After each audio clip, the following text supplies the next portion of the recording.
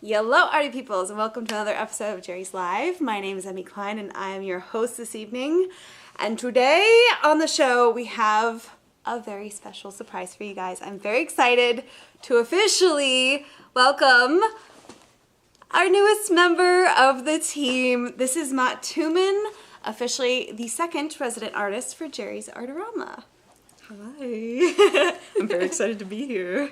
Well, we are very, very excited to have you on the team as well. And just as a reassurance to you guys watching out there, I know the last time we brought on a guest artist, being me, the other host left. I just want to let you guys know I'm not going anywhere because I know you're going to have that question. I am staying here. It's just going to be Mot and I both during the show. No. And sometimes you're going to see me on the show, sometimes you're going to see just Mot, or sometimes you're going to see us both. And we're going to have fun painting shenanigans, really. Yeah. So today's show is JL280. So that's the search term. So if you go to the website jerrysartorama.com, you type that in the search bar, JL280, and the teacher's cart should come up with all the things that we're going to be using today. But do you want to explain to them what we're going to do today? Yes. So we are doing a paint swap, which I thought would be a great introduction since I'm new here. We get to basically, we each have our own canvases, we each have our own pictures that we've drawn out, and we each have our own different palettes. And every 10 minutes we're going to be switching between each other, but keeping the same palette. So changing reference pictures, keeping the same palette, and hopefully we'll be able to see who painted what, depending on the different palettes, and we'll have to work through, because I have a lot of really warm reds. This is the Lucas Aquarelle 1862 Autumn palette, and I have the Seaside palette, so a lot of blues. Very, very different. yes, Which I'm I very have excited. a ton of reds, no blues at all. And I have 0 reds. So it should be fun to see how we work through that. Yeah. And then right here we got our Mimic Kolinsky Creative Mark brushes. They are vegan, synthetic brushes meant to mimic natural Kolinsky hair. They're amazing brushes. I love them a lot. Hold a lot of water, which is great. Especially since we're doing a watercolor, which is great.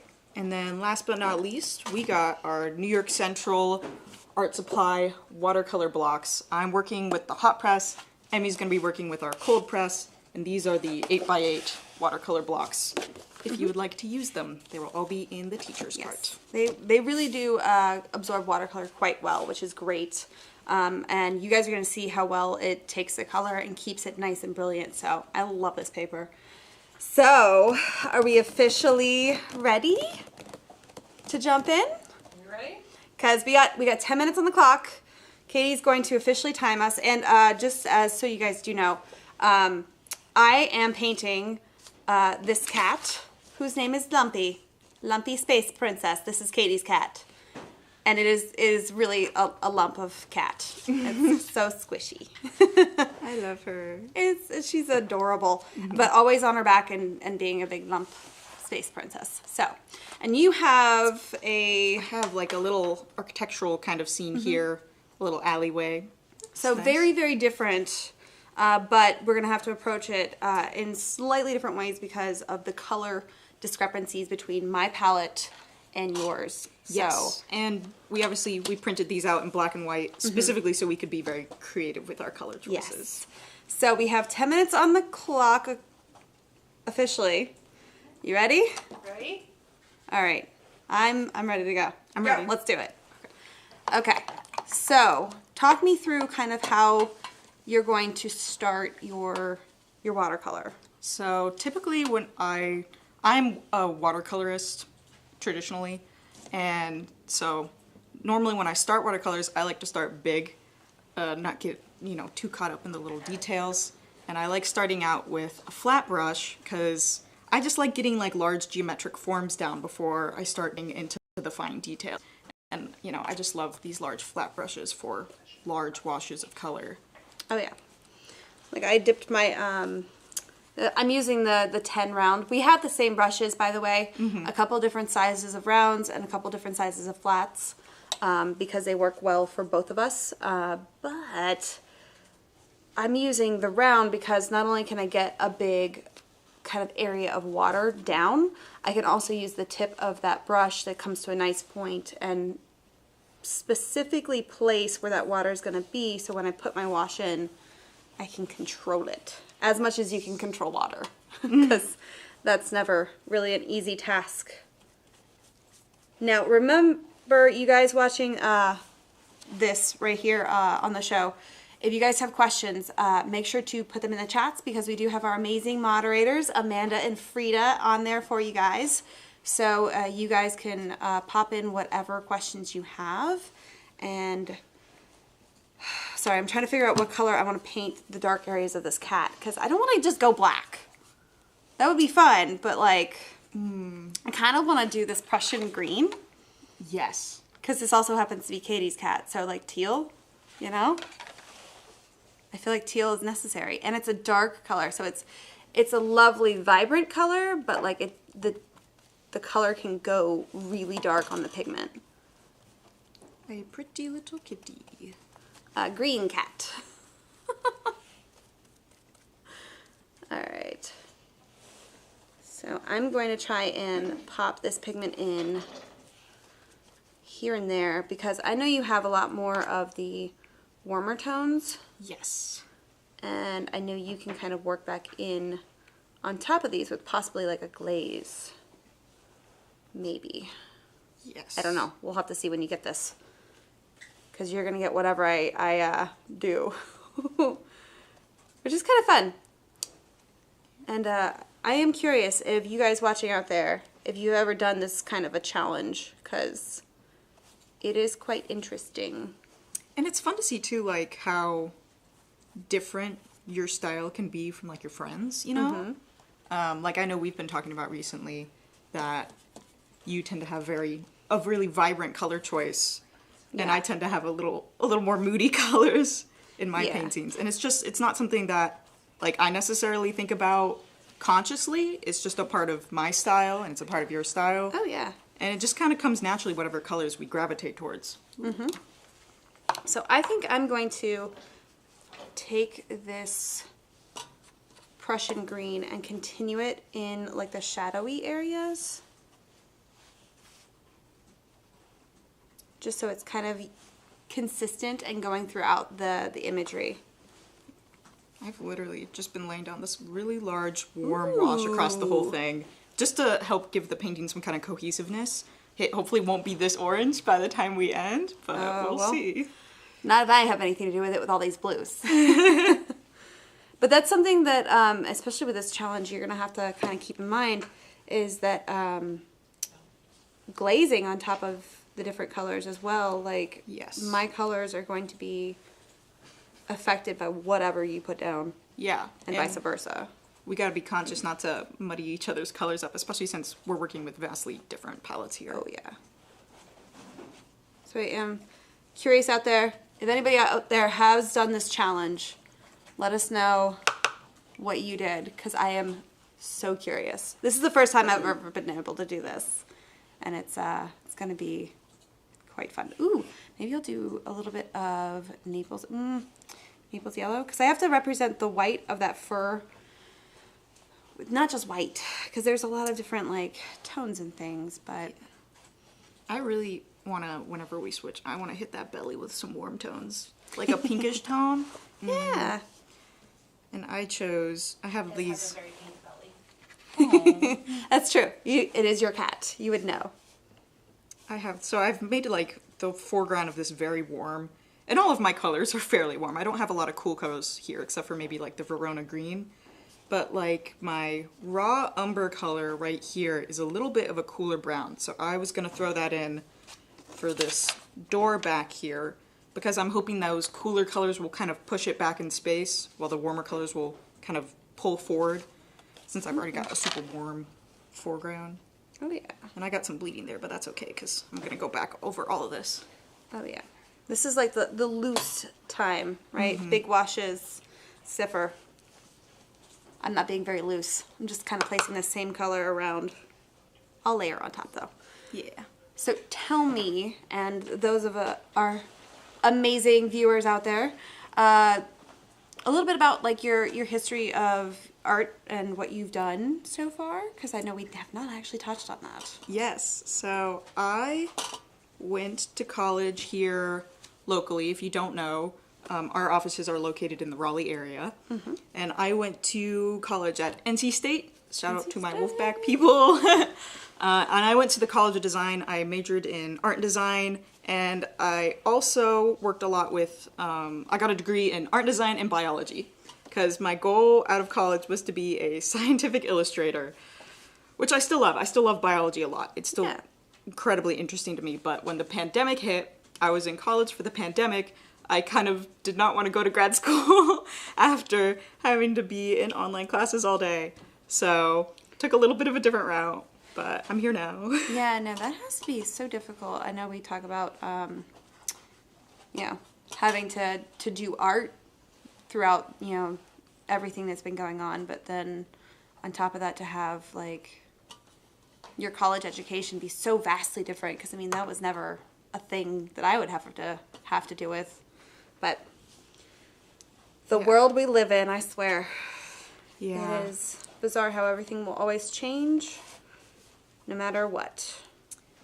Yeah, I got through it. I got that degree. Yes. Piece of paper. Maybe I want to throw in some, like, oh no, I don't. I want a warmer green. See, I'm trying to figure out how I'm going to transition from, like, the warmer blues, or I'm sorry, the cooler blues to, like, the warmer colors that are going to be on, like, the stomach kind of area. And I think this cobalt violet is the way to go. But I have to remember that cobalt violet, because I did swatch. You guys got to make sure you swatch your colors. If I look at it, it's very granulating, which is something that I'm going to have to be aware of, because I'm using the cold press. So I feel like that's a little bit more obvious on the more textured paper. You can still see it in hot press paper, though. That's for sure. I'm choosing a really interesting color for this. I normally wouldn't throw a lot of greens into, like, this is a very city-like scape, right? But I was thinking, you know, I have this warm orangey tone down. If I throw a green on it, it'll... I need to put more orange back in, but it'll desaturate it a little bit. Yeah. And I just was feeling that green tone, so... Yeah. No, it's really cool how adding the opposite of the color wheel will desaturate a color. But you can always kind of adjust how much of that you put in. Yes. Alright, so I just put down this purple kind of to represent the shadow that's going across the lumpy. Little paw. Yeah, and before it completely dries, I'm taking a clean brush and kind of dabbing back the edges to where it softens that harsh edge just a little bit. Now I can go back in with more purple.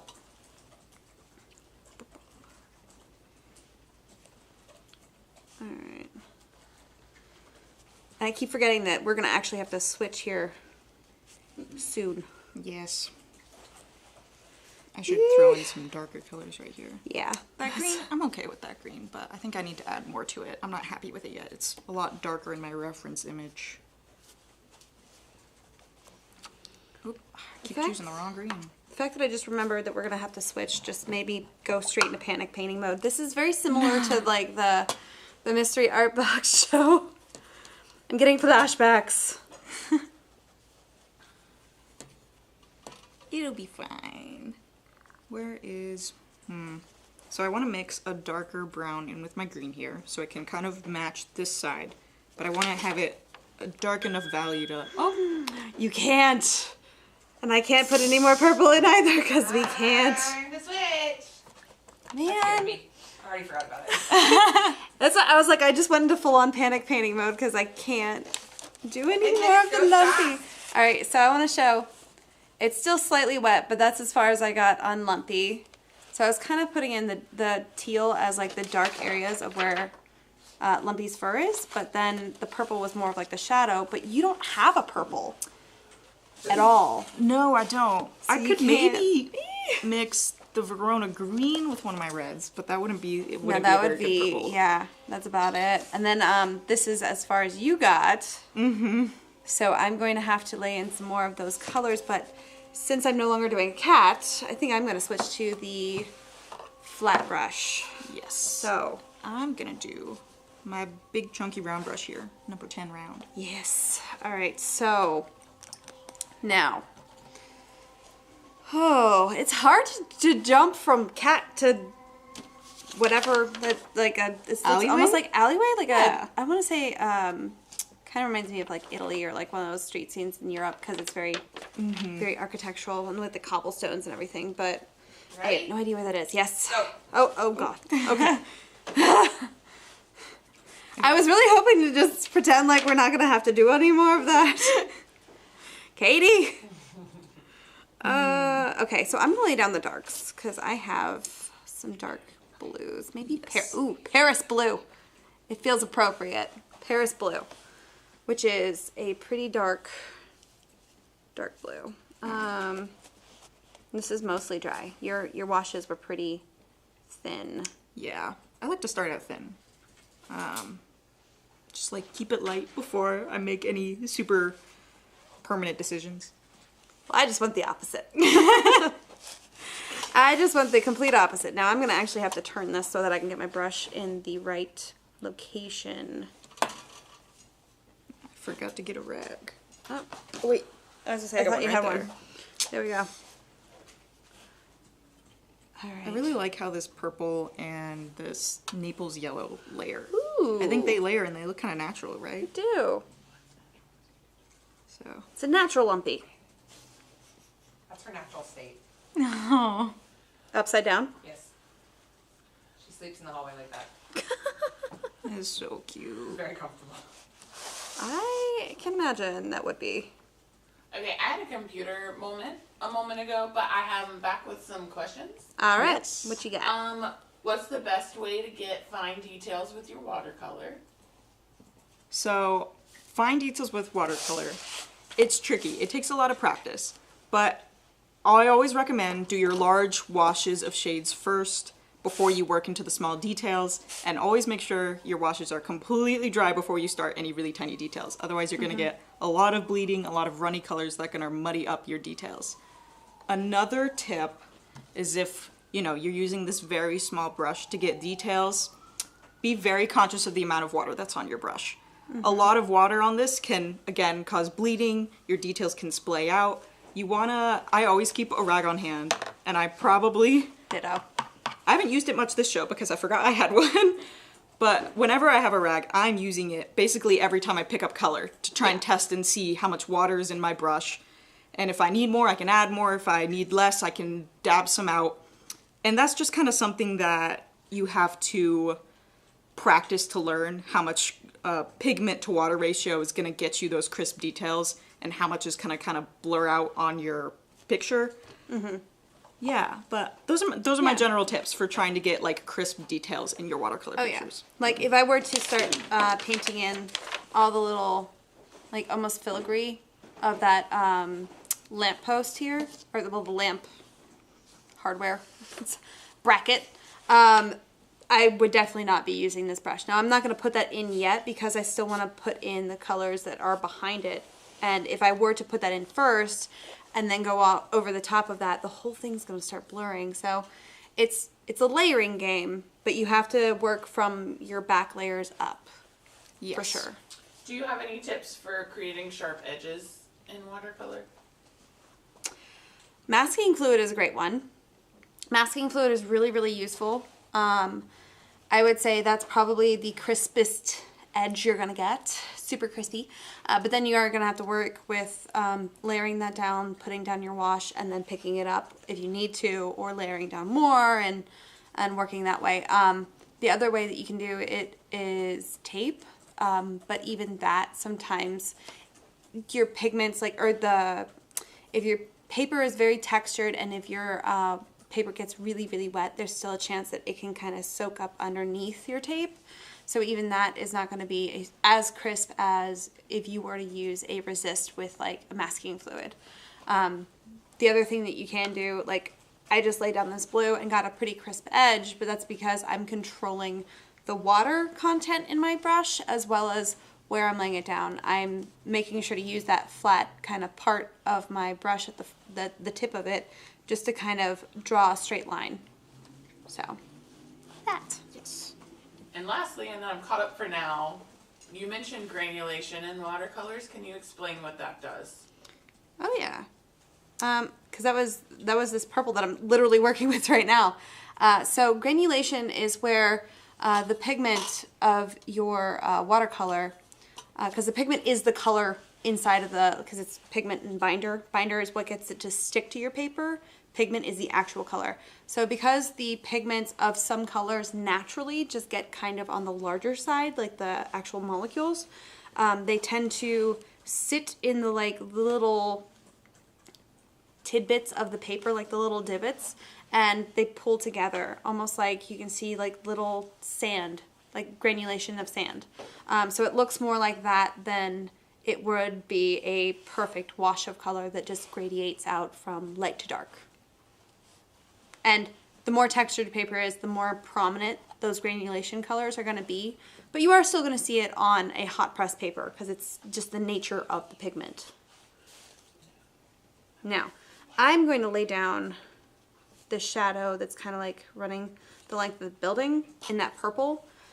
And I probably would come back on top and do the whole thing again. But I might wait to do that towards the end. Yes. And some of you may have noticed too that I just painted over this lovely blue that Emmy did. That wasn't because I didn't like the blue. I love the blue. One of the process I was kind of going through was that instead of like using black, if I layer like a darker brown over this really rich blue color, then it's gonna give me something that kind of like mimics this black visually, but still has that really rich blue color shining through. So I'm trying to use her blue palette to my advantage when I'm layering over and glazing colors back on top of it. Exactly what I was hoping for. Yes. Love it.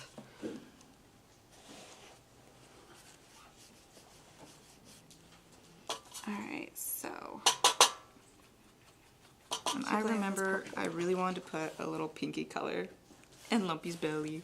Yes, Lumpy needs a little pink spots in her belly. Gotta keep it really light though so it doesn't disrupt the color going on too much. I'm gonna try to make sure I keep that purple, and I gotta put that teal somewhere else in this painting too, because otherwise it's just one weird teal door. That's not, if you put one single color in one location in your painting, your eye is gonna go straight there. And it's going to have a lot of like emphasis, and that's something that you can be aware of and use to your advantage.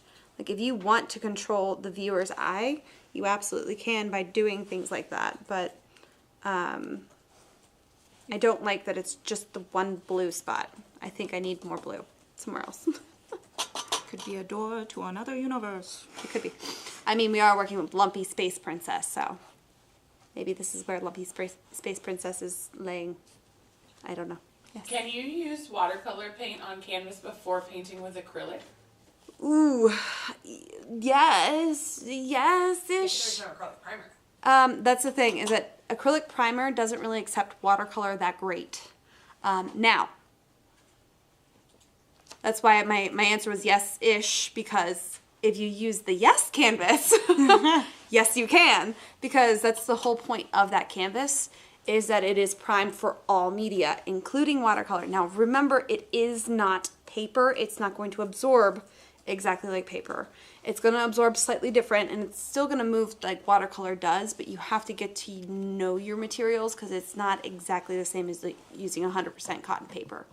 But yes, you can use a watercolor wash on yes canvas specifically, and then use acrylic on top of that. I think I've even done that with one of the paintings I did for the Mystery Art Box show. The one where you guys gave me the ridiculous brushes, was that watercolor first and then acrylic paints on top? I can't remember.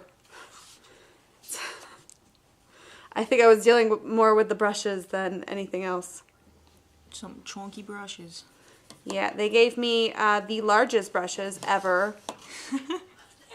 And the smallest detail brushes ever. If you guys want to go watch that Mystery Art Box show again and watch me struggle, I'm sure Amanda and Frida are going to put the link to that catastrophe. Well, I don't want to say catastrophe because it still worked out well. It worked out really well. It was that a great Deborah image. the zebra? No, that was was the the last landscape. one. We're pointing off camera because I have lined up all of our mystery art box show canvases all in one. Because they live together now. Why am I using a flat brush? I'm struggling with a flat brush. I need a round brush. I have a really bad habit of doing that, using a round or a flat brush, or like the wrong brush really, for too long. Dang it! Ah, Just trying to fill in this red you background. gotta stop. You gotta stop. Stop. Gotta switch. I'll get it. Yes, I'll get get it. All right. It took me So so long I- to decide on a color for the background. Yeah, I did not get nearly as far as I wanted to, but I did pop in some of that purples and blues, but I'm going to have to continue back with that after you do whatever you do. All right. 10 minutes goes by really Yep. fast. And there's Lumpy, as far as Lumpy is. Oh, I really love the subtle pink that you got in there. Okay, if I keep talking, Katie's going to cut me off and make the timer start again. Ready? Yes. Go. So, sure. All right, so I don't have red at all in my palette. So I know this is still kind of, it's watercolor, so I can pick it up and kind of keep it cheater. going. Cheater. Is that cheating or using my materials to my advantage? Yeah, no, help me out. Help complete that background. Oh my gosh, what do I want to do for the floor? The ground. We're outside. I do love the colors my water looks like right now. They're very, it's very pretty, That is lovely. but getting a little distracted.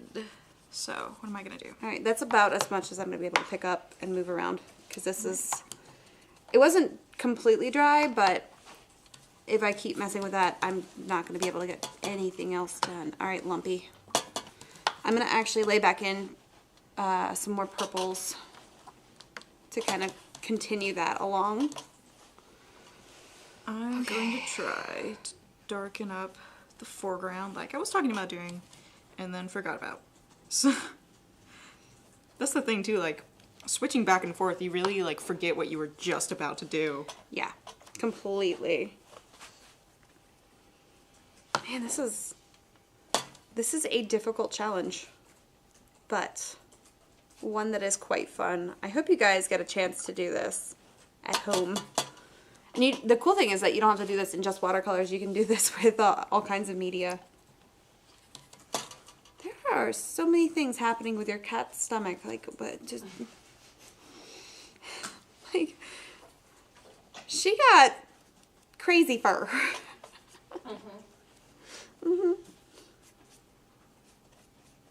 Are you worried at all about, oh, excuse me, are you worried at all about your water dulling the colors?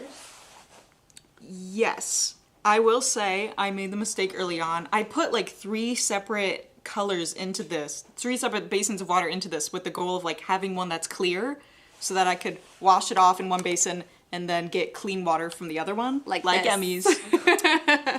I use the big one as my main wash it off, and then I start jumping into the smaller ones. Yes, that's what I intended to do. And then I got a little distracted.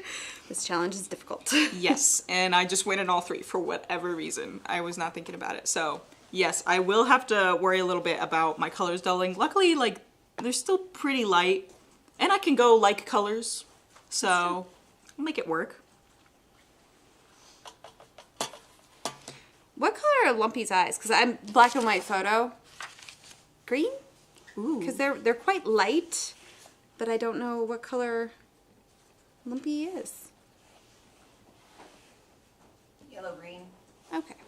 Look.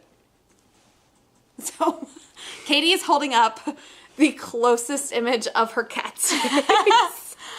That is the most adorable thing to ever look up and see. That is cute. Sherry is wondering if either of you have worked with the Derwent Inktense line. And if so, what are your thoughts? I have worked with it a little. Mostly because the Inktense line by Derwent, the whole point of it is it goes on like watercolor and then it dries permanent like ink does. So once it's dry, it's dry and you're not picking it back up, which is cool if that's something that you want to have and like you're aware of that as a aspect of the materials. Now, for me, I mean, it's a great product. I'm not going to say that it's not. It's just not my personal favorite, if that makes any sense. Because, like, for me, I personally, like, if I'm going to use watercolors, I'll use watercolors. And if I use something that's a little bit more permanent, I tend to use the acrylic gouache. Because gouache is an opaque watercolor, and I can water it down like a watercolor does as well. But the main thing is that it's got that acrylic, the acrylic polymer in it, so it gets a little bit more permanent once it's dry. I probably chose, I feel like my image ended up being too complex now that we're doing it. I was like, oh. That's okay. But, so what I'm going to do, I want to try and get a somewhat completed image. There's a lot of blocks of color going on right now. So I'm just going to start getting into details and start throwing down darker colors. Just so it can have a semblance of being a little more completed for you guys. Yes. Now because I don't have any kind of red, but I do have, well, I guess technically you might consider this a red. It's the English Red Light, because I do have orange.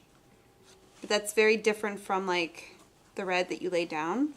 But this English Red Light is the closest I have. I would still personally consider that more of like a brown, but within this palette, it's the only thing I have that's like sort of close to red. Now, because I've swatched it, I know it's a very, very strong color. So I probably don't need a whole lot on my brush for it to really leave quite a lot of pigment down. But I want to start putting in just a couple of hints of shadows here and there. Just kind of give lumpy laying on something other than a colorful lumpy.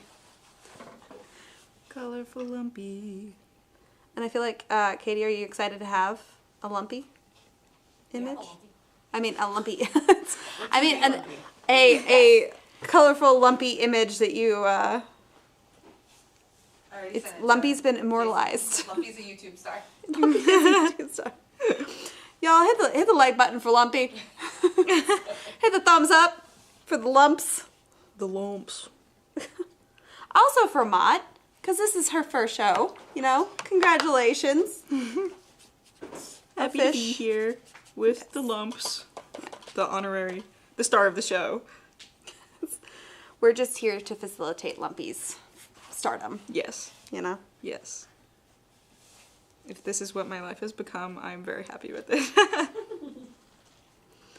Now, I do want to indicate that because Lumpy is like squishing her head up against like this sort of whatever blanket thing that she's laying on. And I want to kind of indicate that by blurring that edge out just a little bit and darkening the folds that kind of come out. Dang. I want a blue so bad. You can't have a blue. The blues are mine. The downside of this too is that neither of us have a complete set of primaries either. No, we don't. So we can't mix all the colors. No. But if you guys are interested in primaries, stay tuned because future show, Mot will teach you how to use all of primaries. Which I'm very excited. That's going to be a good show. I sure hope so. Yes. Alright, now I'm going to have to start carving out around the little lumpy floofs that are sticking off of the lumpy. Because with watercolors, you do have to save your whites. Once you, well, I mean, we do, both of us have a white within our palette. Yes. I have an opaque white, you have the Chinese white. But your Chinese white is a slightly different white pigment than mine. Yes. I believe yours is PW4, which is a zinc white, which is not as opaque as mine, which is PW5. I can't remember what exactly that white is, but I know it's not titanium. but it is a little bit stronger. Now, if I need to use that, absolutely I can. But the, what's the term? The people that like really, the purists, that one. The purists will not use a white, opaque white paint. They will use just the whites of the paper, which is good to know if you are entering a competition with watercolors. You usually cannot use an opaque white within your watercolors or any kind of white highlight on top of that. You have to just check the rules within each, competition that they have, but usually they don't allow that. Yeah, because then you're kind of getting into like gouache territory. Yeah. Well, I mean, technically a white watercolor is gouache because it is opaque. Yes. All right, so now I have this English red, and I'm going to mix a little bit of that blue that I have on my palette into it to make it a desaturated kind of muddy color. But it still has that English red in there, but it's going to be just, Oh no. never mind, I'm not doing it. I was going to say that was going to be my shadow colors within this as well, but I guess it's The English not. red. I would say normally that you guys discussing all the things is bad for the Switch, but it's good for the show, so. It's just Back to lumpy. While you're switching, what's Yes. the difference between lead white and titanium white? lead white comes from lead. It's honestly just a different source material.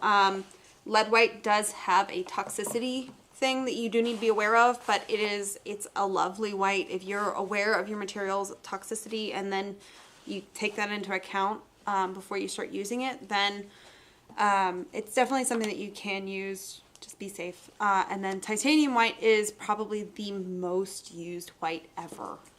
It's non-toxic, but it's a very opaque white, so you can use it mixing into your materials. Yes. But it comes in all kinds of different media. Oils, acrylics, watercolors. Gouache. All the above, really. Okay, are we ready? Go. All right.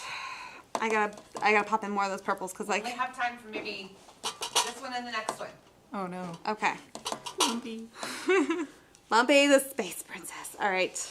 I'm gonna throw lots of darker colors into this. Well, Yep. I'm first gonna throw it on this really vibrant red, but then I'm gonna throw down lots of darker colors into this so we can give her fur a nice pop. All right. Do we have a question though? I got my first question on YouTube. All right. Is lead white still being used as a pigment? Yes. Because there are some people that just love lead white. They're aware of the issues that come with it, and they will still use it, absolutely. But for anybody who's selling it, like, usually we have to make sure that there's all the big red warning signs on it so that people understand what they have. Yes. You have another question? Yes. How do you decide on what the color of the underpainting should be? Pick one and go. Yeah. I mean, it really depends on what kind of mood you want to give your image, what environment Yes. you're painting. It can vary drastically. Oh, yeah. I decided on a red, like, background for Lumpy, mainly because we have a lot of these cooler colors inside her fur and everything. And like, my greens and browns, I thought was going to bring the saturation of this image down. And Lumpy is such a fun, happy cat. I wanted to make it a really bright, saturated image, so red was my go-to. Yes. Now, for me, like, because, jumping from media to media, my underpaintings can vary quite a lot.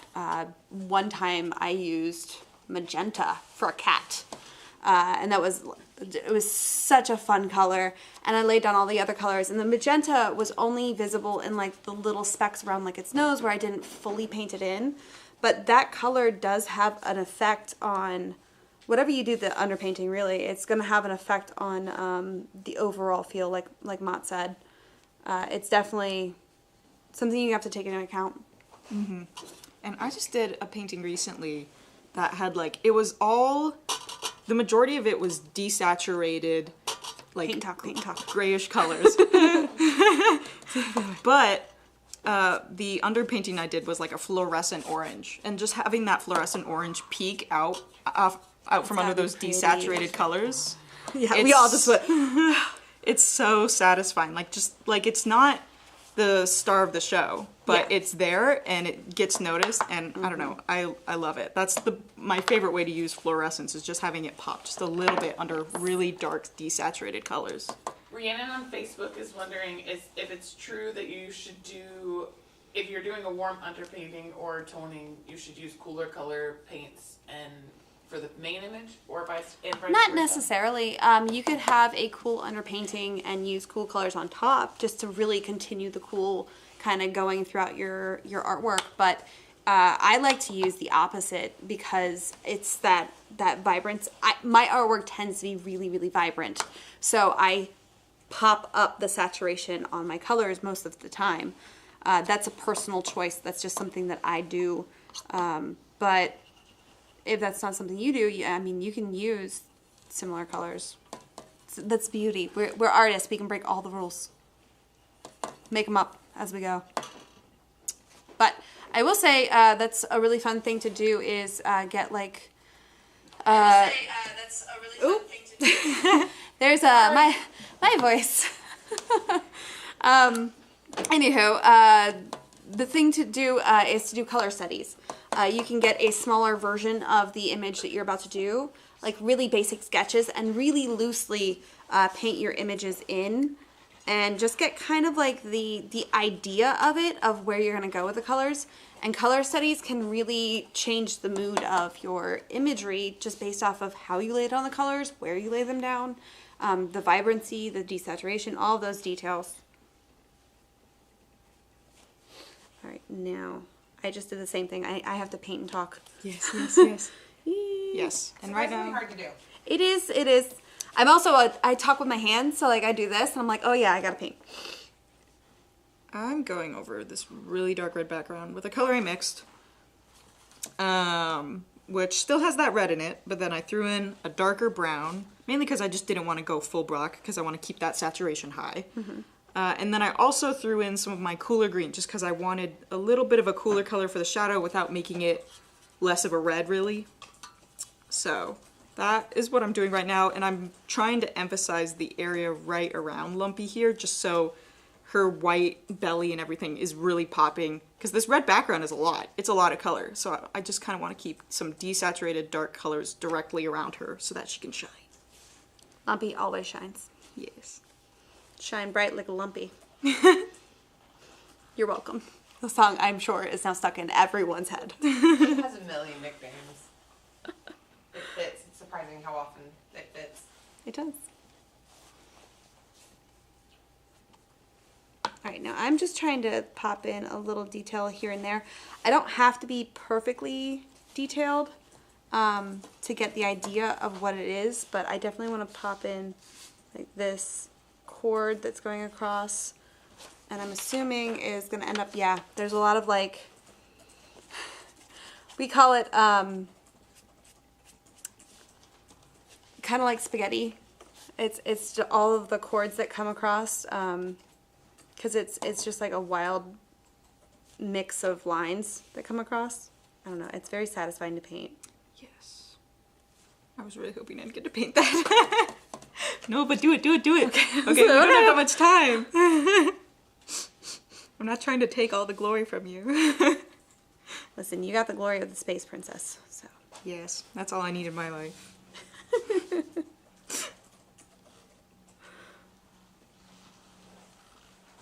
Alright. It's not perfectly straight lines, that's okay. Just to get the idea of what's happening. Yes. And it's really hard to get into like the specific details here, knowing that I'm gonna have to switch in a second. I don't want to start a really delicate detail and then be like, nope, wait, never mind. I do. I'm gonna challenge us both. No, I'm scared. I'm kidding. I think I should do a little, well, I really like her tail. I don't really want to add anything to it. It's quite rainbow almost. Yeah. So maybe, I'll add a little more glazes to these blues here. I think that might be nice. Because maybe I'll do a little more hinting of the red in her fur.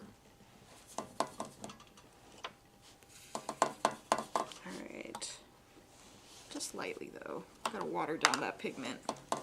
Water it down. All of the images.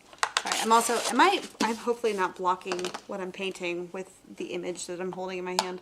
It's very possible. Sorry if I did that. I'll put it down now. I realize there's a little bit of like a little doorway kind of right here and here. So throw it in shadow. Oh my gosh, those are windows. Yeah. I was like drawing those grates and I was like, I wonder what this is. It's just a grate on a building. Yeah. There's a lot of detail happening in this, and I love it, but sometimes it takes a second to be like, oh, Yeah. I see. I mean, it's kind of a good thing though in a way, because I know that when I'm drawing, I'm not trying to draw what it is, I'm trying to draw what I see. Yes. So it's kind of a good sign that I didn't know what it was, but also kind of a bad sign, because I'm not paying attention.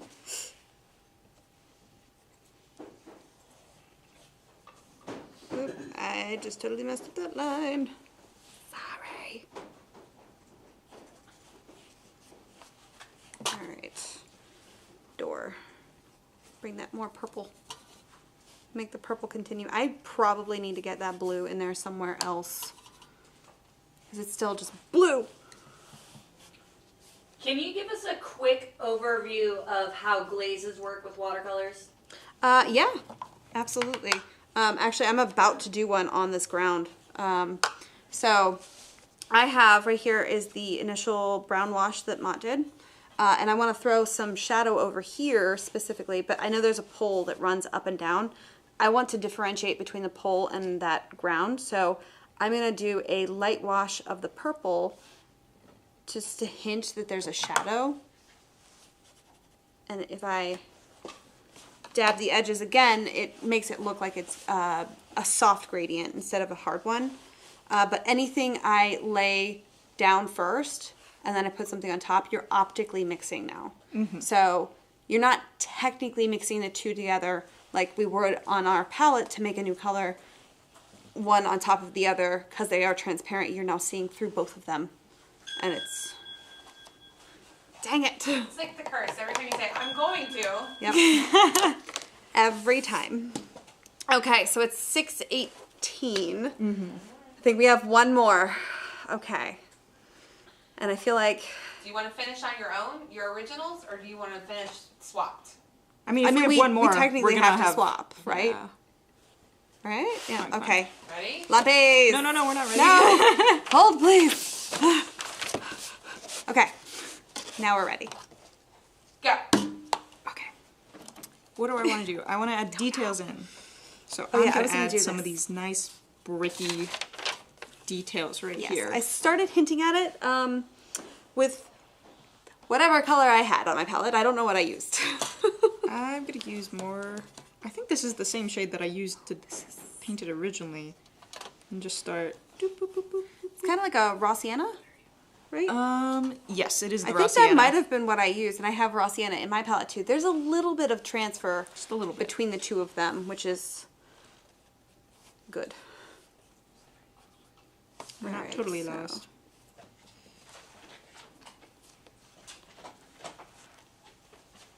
Okay, there's a little bit of a shadow here, and then Space Princess head gets down into a fold of blankets.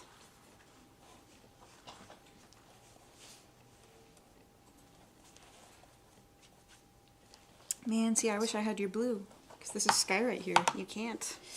You can't. I'll Can't have use it. a very, very light green. There you go. To work with what we got. Mm-hmm. All right. So I have a combination of that English red, I think that's a Paris blue, and purple on my palette. So it's making a really muddy, desaturated kind of purpley. There's a lot of purple in there, which is why it's more leaning towards purple. But I think that's going to have to be the shadows for these blanket folds. I think I just have to darken the whole thing up more. Because I want it to look somewhat finished. Mm-hmm. This is definitely a very complex image. It's getting there. 10 minutes feels so long the first couple times you do it, but then after a first couple rounds of it, it's like, Yeah, and having, like you said, having to stop what you're doing, switch your brain up. I mean, this is a great challenge to anybody trying to, if you're in like a funk on painting and you want to just like, even if you do this back and forth with yourself, like start on one, switch over to another one, like just making your brain switch entirely. That's why we chose such different subjects, is that we did this intentionally so that we would have to have vastly different approaches. I'm painting over all of this in brown. I just want to darken up the whole image. We're still seeing like those nice purples and everything shine through. So I'm not too sad about it, but I am a little sad about it.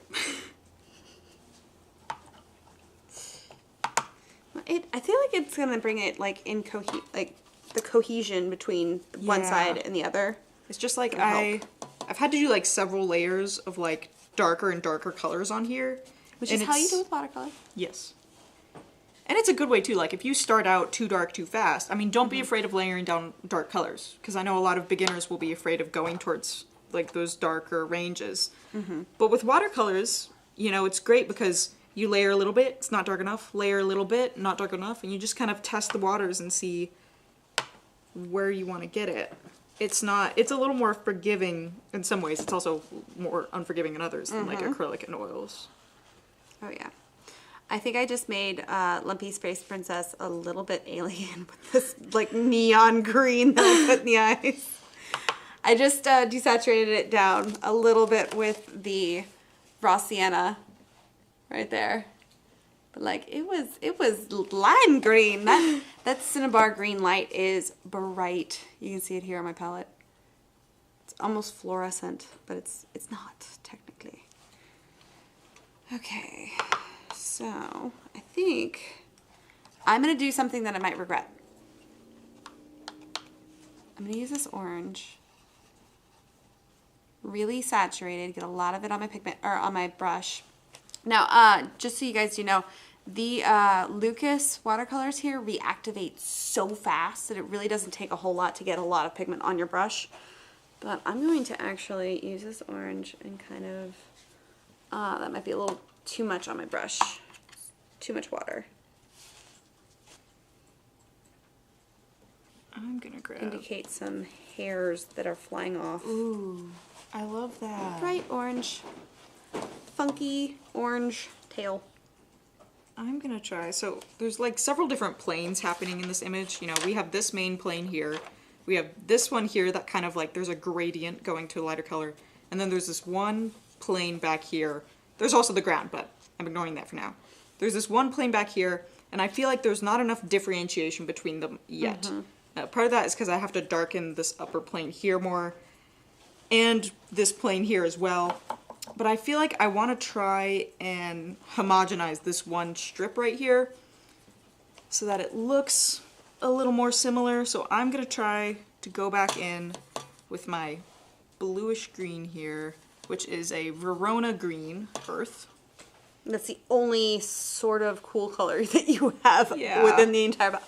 Although the ivory black can be a little bit cooler in comparison, so. Yes. Kind of similar to like if somebody were to use the Zorn palette, the black becomes almost like your blue, but it really comes out quite well when you mix it with white. And again, this is watercolor. You have to be willing to officially use white within your color or within your painting, but if you're attempting to not do that, that's one of those things that you just need to be kind of aware of, so that you can layer and layer and layer. All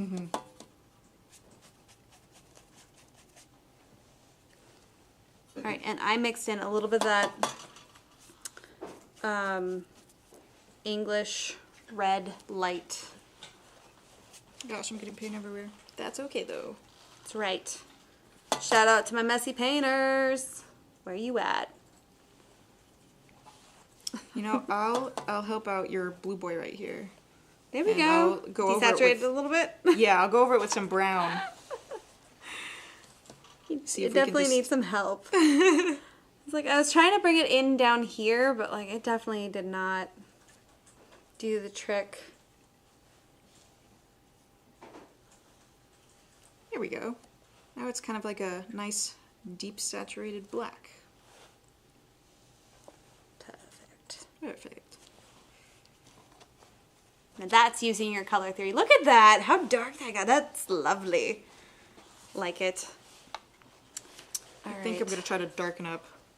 We're very close on time. I'm gonna try to darken up some of these areas. It's not a thing. It's not a thing. We just have all the time in the world to paint, right? Shh, Katie, shh. Panic paint. I need like a No, please, no. This is already stressful enough. start speeding it up. Speeding it up. No, that's not how this works. All right. I really do think that this addition of like a little floofy line here and there is really doing quite well. I almost want to do a little bit of yellow for the light as well, kind of like I did here. But that is going to require a flat brush.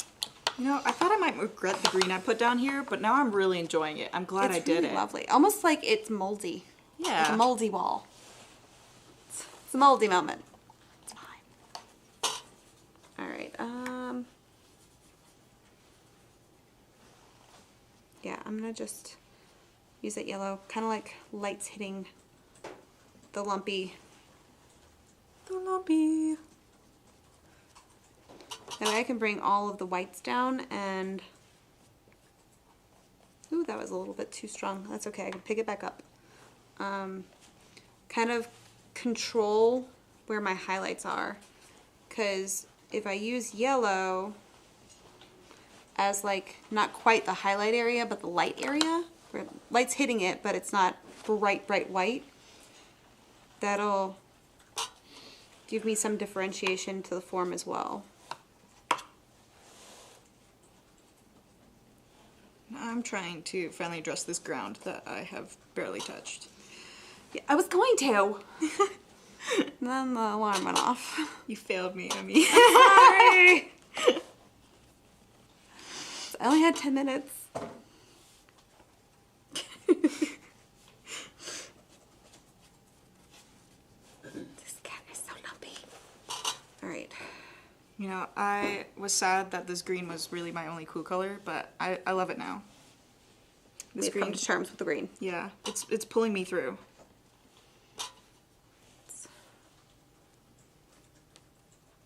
Alright. You know it's getting down to the wire when we're just like completely silent and panically.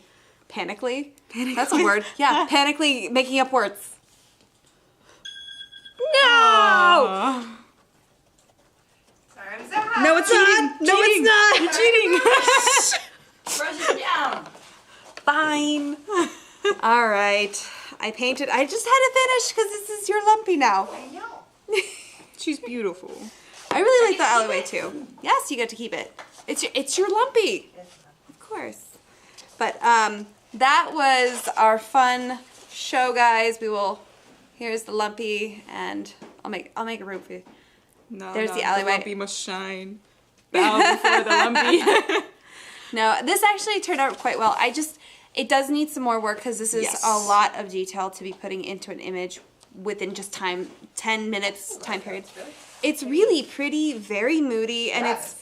it's kind of funny because we were talking about this before. Like, even though we were switching back and forth, you can see a little bit like pops of color here and there that's totally me. And then the more desaturated colors, and that's totally you. And then like just switching back and forth. I think it is fun how I mean, we're we're really both like visible with the yeah, pieces. we really, because this was the piece I drew out, that was the piece you drew out, and since we're the first ones to put color down on each of them, I think we really defined which direction they would go in from the start, and then the other person just had to kind of like work Go with with that. it. Yeah. Well, that was so much fun. I hope you guys enjoyed it. Again, everybody, please welcome Mot to the show. Officially to the Jerry's Live team. Yay! I'm so excited to have another resident artist here. It's going to be fantastic. So Yes. make sure you guys ring the bell, get the notifications, all that jazz for whether or not you're on Facebook or YouTube. Get subscribed. That way you get notifications when we go live. And it's every Tuesday, 5:30. And of course, make sure you join us next week. It's going to be a vendor show, which means we're going to have a guest artist on from Golden, Stacy Rosendi. She's going to be going over pan pastels, which I know somebody recently was just asking about, which is Yeah, going to be because fun. we just did a pastel show, but we didn't touch on pan pastels. Because it knew it was coming up. So pan pastels for you guys next week. But because it is going through Zoom, it is on Facebook only. So make sure you guys don't go to YouTube next week. Facebook only, but within 24 hours we do upload it to YouTube for you to rewatch. So that'll be next week, and that was the show. Welcome to the team, and we will officially see you guys next week. Bye!